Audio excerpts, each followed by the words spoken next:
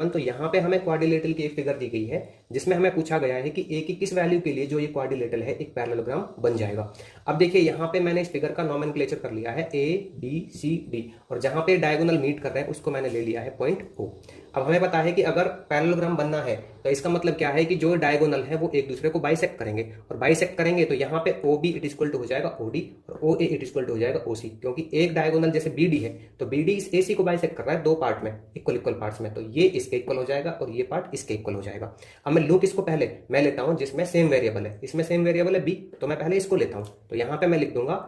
कितना D O, D O it equal to B O. ये क्यों लिया, यहाँ पे मैं रीजन लिख देता हूँ, यहाँ पे लिख देता हूँ diagonals, diagonals of parallelogram bisect each other. क्या करता है, बाइसेक्ट ईच अदर, ठीक है, एक दूसरे को बाइसेक्ट करते हैं, बराबर बराबर भागों में काटते हैं। तो यहाँ पे डी ओ कितना, ये है 5b माइनस 4,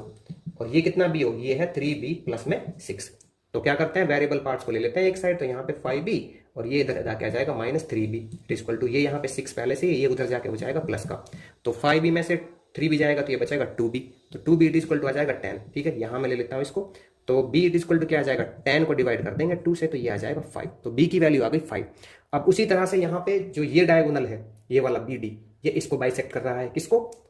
इसको ए सी को, तो यहाँ पे हो जाएगा कितना, ए ओ इट इक्वल टू, ये आ जाएगा ओ सी, ठीक है। अब ए ओ कितना है, ए ओ है हमारे पास 3b minus 4 it equal to, और ओ सी कितना है, ये है 2a।